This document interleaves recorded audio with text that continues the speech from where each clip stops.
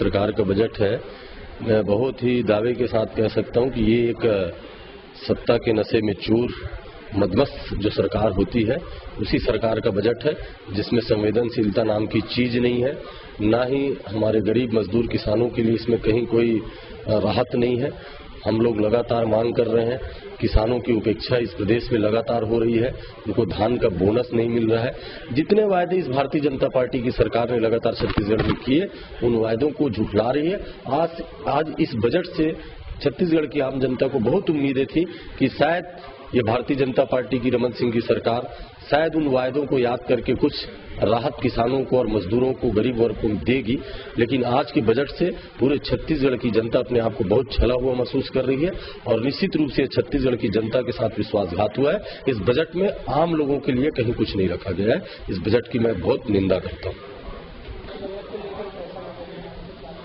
आज छत्तीसगढ़ सरकार का जो वो भारतीय जनता पार्टी के नेतृत्व में जो वो बजट पेश हो रहा है, निश्चित रूप से बहुत निराशाजनक बजट है। किसी प्रकार के गरीब तबके लोगों के लिए कोई फायदा नहीं है इसमें, उनके विकास के लिए कोई सोचा नहीं गया है।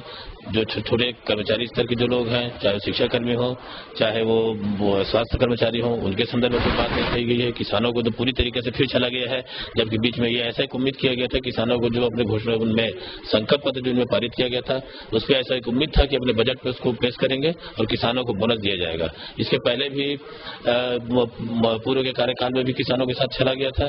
5 साल का बोनस देने की बात हुई थी, 270 रुपये बोनस देंगे, उसमें 4 साल वो धोखा दिया किसानों को और अंतिम चुनाव के समय में केवल 1 साल के लिए उनको बोनस दे दिया गया था।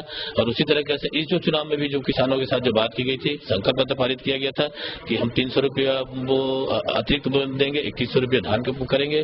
तो ऐसा लग रहा था कि बजट में आने के बाद शायद इस चीज को शामिल करें, लेकिन किसानों को बहुत ज्यादा इस पर निराशा हुई है। छोटे कर्मचारियों को निराशा हुई है, शिक्षा कर्मियों को निराशा हुई है, आंगनबाड़ी कार्यकर्ताओं की सहायिकाओं की निराशा हुई है, उन पर भी कहीं कोई ऐसी बात नहीं कही गई है।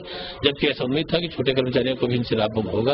ये सिर्फ बड़े लोगों को ध्यान पैदा करके, जैसा कि केंद्र की सरकार, नरेंद्र मोदी जी की सरकार जिस पगडंडी पे चल रही है, उद्योगपतियों को लाभ देने का काम कर रही है, उसी का अनुसरण करते हुए छत्तीसगढ़ सरकार भी इस बजट को लाई है और इसकी हम कांग्रेसजन बहुत घोर निंदा करते हैं और ऐसा उम्मीद करते हैं कि आने वाले समय पे कांग्रेस की सरकार जनता बनाएगी और इस तरह से जो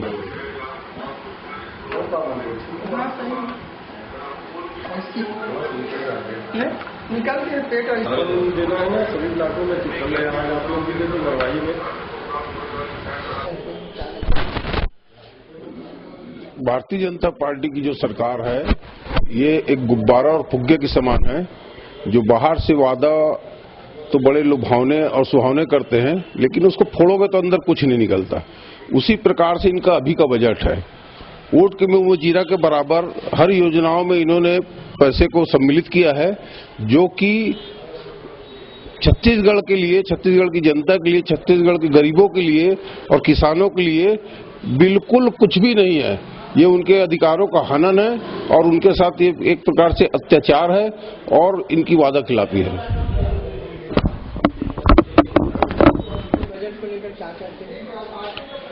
छत्तीसगढ़ का बजट जो आज पेश हो रहा है, इसकी आर्थिक जब रिपोर्ट पेश हुई थी 6 दिन पहले विधानसभा में, तभी समझ में आ गया था कि छत्तीसगढ़ के बजट में क्या होने वाला है।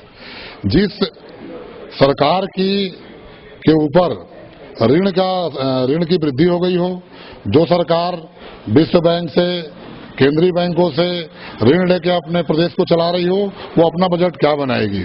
किसानों को 300 रुपये बोनस देने था, जिसकी घोषणा बजट में नहीं की गई। कृषि नीति की घोषणा नहीं की गई। और जहां तक मध्यम वर्गीय को और कर्मचारियों को बहुत राहत की उम्मीद थी, इस बजट में राज्य सरकार के कर्मचारियों के लिए, मध्यम वर्ग के लिए और गरीबों के लिए कोई ठोस योजना की बात नहीं की गई है। ये केवल और केवल आंकड़ों की लिपापोती कर, आंकड़ों की हेराफेरी कर एक ऐसा बजट प्रस्तुत किया गया है जो 2 दिन पढ़ने में अच्छा लगेगा, लेकिन साल भर ये गरीबों को दुख देता रहेगा।